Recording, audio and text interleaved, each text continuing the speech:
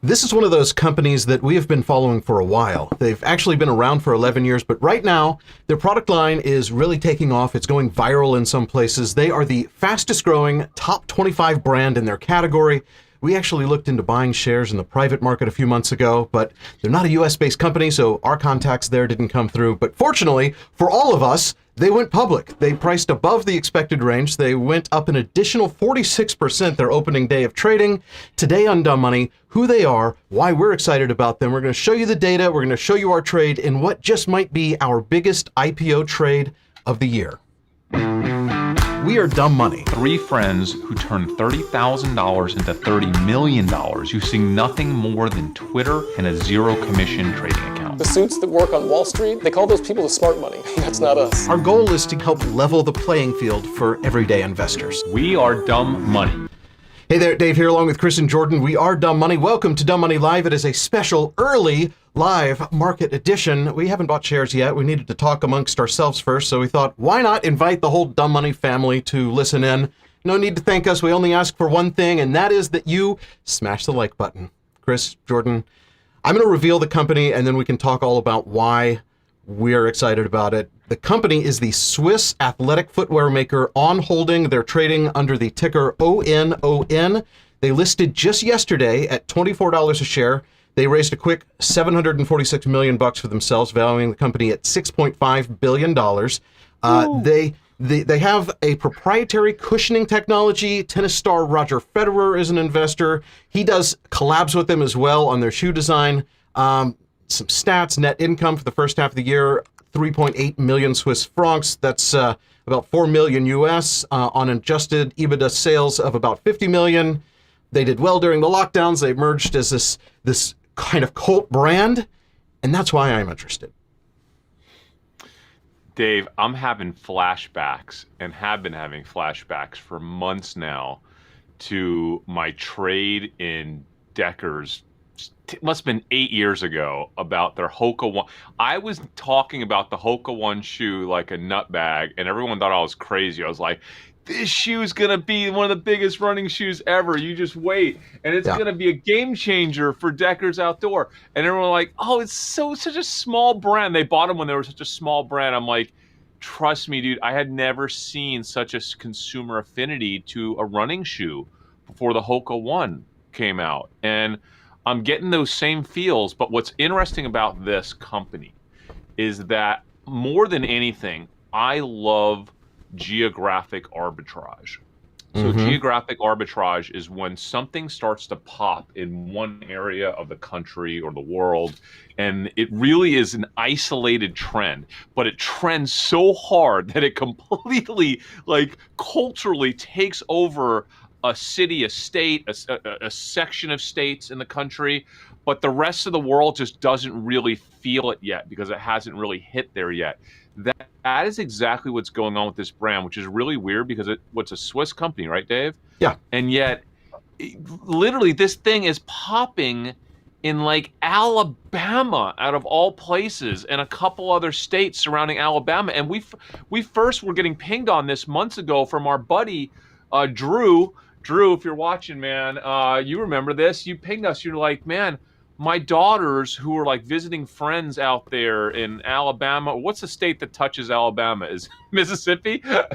And yes. And he was like, every single girl is wearing these shoes. They are obsessed with them. And what's super interesting, unlike the Hoka shoe, this is not just about being a performance shoe. It is an expensive running shoe. It's like up to $150, $180, $200, but it's really the reason why people are so attached to it, because the reviews in terms of it being a pro running shoe for people that are obsessed with running are kind of mixed. Some people love it. Some people are like, it's not that great. And there's always a new running shoe that's a performance running shoe, but it's about comfort, style, brand. The brand affinity here, like, people are talking about this brand like it's just like this. Guys, go on TikTok and look at the hashtag for on the cloud shoes, their big shoe, right? And you'll see all these Southern girls, and there's like what they're wearing, and then like, and of course I'm wearing my on clouds.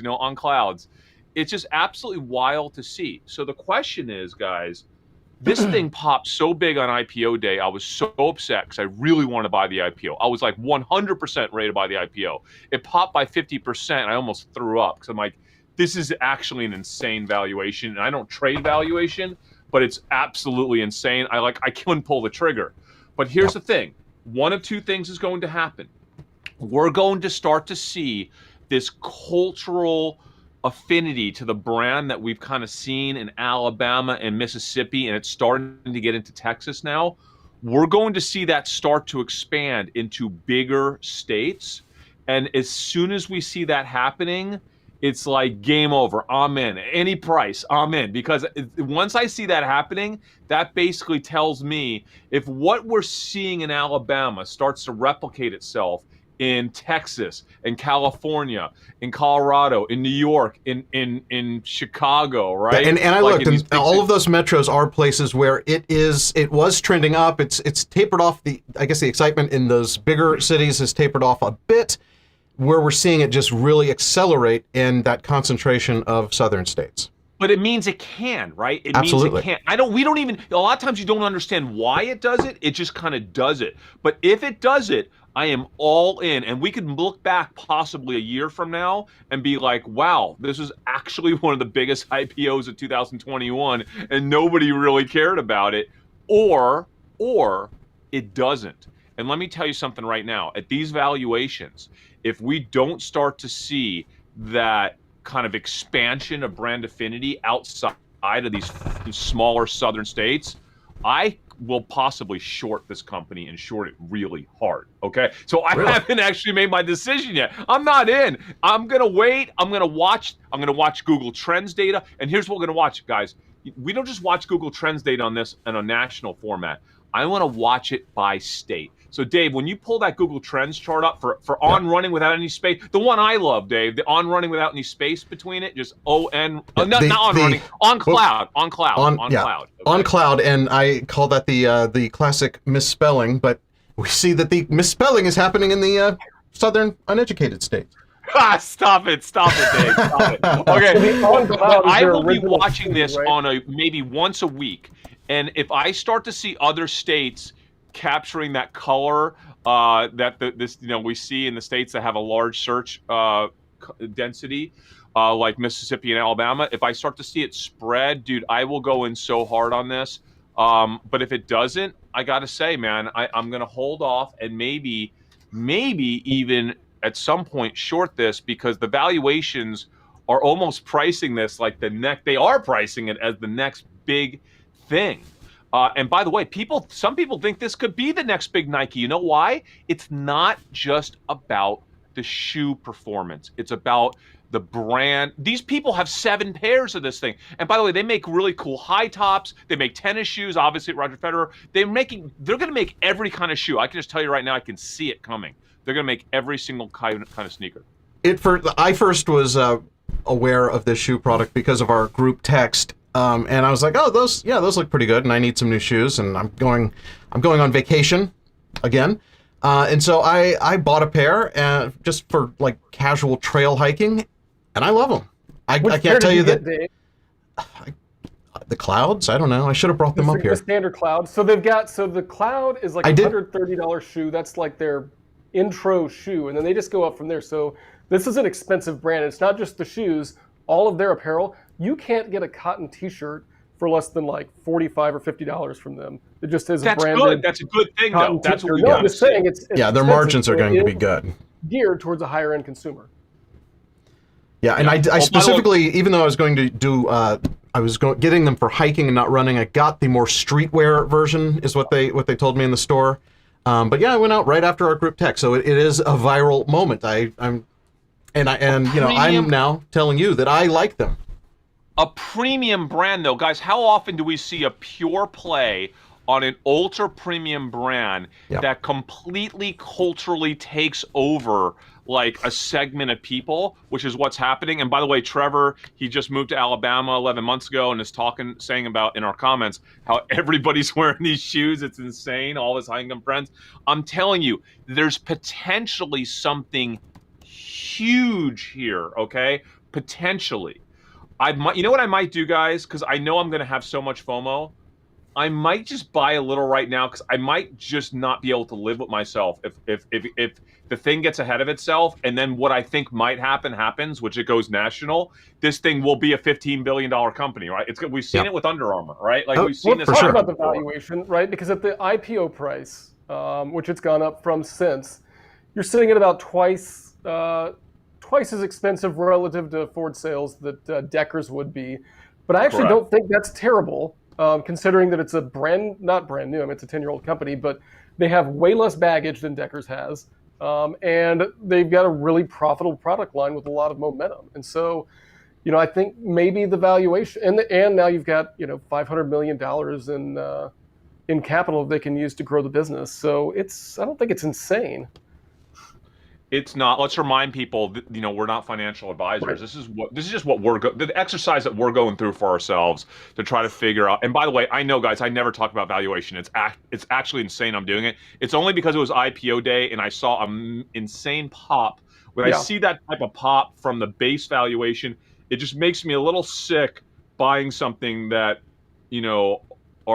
our institutional peers literally bought yesterday at 35, 40% less, which I hate the IPO process. I hate it. I want direct IPOs. This is disgusting. It's a terribly inefficient process. I hate it. It makes me sick. But I have my eyes glued to this trade because it has potential as a pure play on a single brand that has potential to go global and be theoretically the next kind of Lululemon, next Nike-ish brand, right? What Under Armour wanted to be as well, right?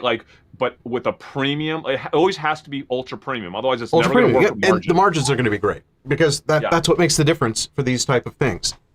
And totally. If this could be the next Adidas or Nike, even at $35 a share, this would still be an amazing time to get in, right? Well, let's not talk about share price as much as valuation. 6 billion, 7, 8 billion, whatever it is, right at the moment. It's something where I'm not super excited after the huge pop because it's such a regional company right now in terms of its traction, man. It seems. But I think they get around 50% of their sales from U.S. So the fact that we have such a regionalized thing, and it's not like running is a regionalized activity. This just happened to start, I guess it went viral in those markets where people were talking about it. Yeah, completely. And because of that, it made it into our text chain, and I went out and bought some, and now I'm telling my friends in California. So it's just I see big potential for it, but I have not bought any. That's how it happens. That's how it happens, Dave, right? And the thing is, what's so amazing, if you start watching TikTok videos for On Cloud, there's no way the algorithm doesn't take you to Bama Rush. That's where you're going to end up. You're going to start with On Cloud, and you're going to end up in Bama Rush, which, by the way, are some of the funniest TikToks I've ever seen in my life. And then you're on TikTok for an hour watching Bama Rush. You're like, is this actually real? Is this actually happening? It's crazy. But guys, do your research. Keep an eye on this company. I'll probably buy a small amount today and keep a close eye on it. If I see, I'm going to watch the traction in states beyond these two southern states. That's what I'm watching very closely. And if I see it start to tick up in some of these surrounding states, and Texas is a good measure, by the way, because we have a lot of people in Texas that go back and forth to these states, and it should pop in Texas next. So watch. Yeah, we're already seeing it trending up on. Google Trends are already showing it trending up there and in some other states. So yeah, That's why I'm bullish, but I'm actually thinking, how these IPOs go, where it IPOs and has some momentum, and then the insiders get to sell, and it has that correction. I'm wondering if this might be the time that I actually benefit from that correction instead of being in early and watching my stock go down during that correction. Do you think there's going to be a buy the dip opportunity here? Listen, I don't get involved with that. I never look at price. I generally never look at price. All I'm going to look at is traction, and the bottom line is, regardless of this price, if I start to see this thing pop big in Texas, I'm in. If I don't see it start to pop in Texas, the degree that I get in will be small-ish. So that's just kind of how I feel about this trade. And by the way, me and Jordan have got to run. We've invested probably in, I don't know, 70 or 80 companies directly, and one of them completely, the founder defrauded us. We won't talk about who the company is years ago, and one of our other co-founders is literally suing them and criminally prosecuting them. So he asked us to show up today. If you're wondering why Jordan is wearing a button-down shirt, it's because he is showing up in court, and luckily Jordan reminded Chris. I'm actually also invested in this, but I'm not going because I have to go on vacation again. I have to put on a button down right now or something. This never happens. Jordan warned me I cannot show up to the courthouse. They will kick me out in shorts. So, Dave, I got to get changed. We have big episodes coming up next week. You're doing a little bit of travel, Dave, right? We'll be back on Monday or Tuesday for sure. So if you haven't yet subscribed, now's the time. Subscribe, turn on notifications. Oh, and by the way, hit the like button on this episode because we went on at a different time. Nobody knows that we're even on right now, and we appreciate you guys for waking up early with us. And if you're watching the replay, hey, how about you watch this video we're about to suggest for you? Do you have anything else you want to talk about, Chris? I'm going to buy my first shares right this second, guys. How many are you buying? I'm going to buy my... How many dollars? A few thousand. I'm going to buy a few thousand shares right now. And just because I have a feeling that it's more likely that on cloud, on running, more likely that they do gain traction in other states than don't. But it still hasn't happened yet. So I'm based on that, I'm just going to get some right now. I might buy some too. I have investing FOMO, right? How about you, Jordan? Yeah, I'm going to buy some. I don't know if it's going to be right now because I need to get out the door because I've got a little bit of a longer drive.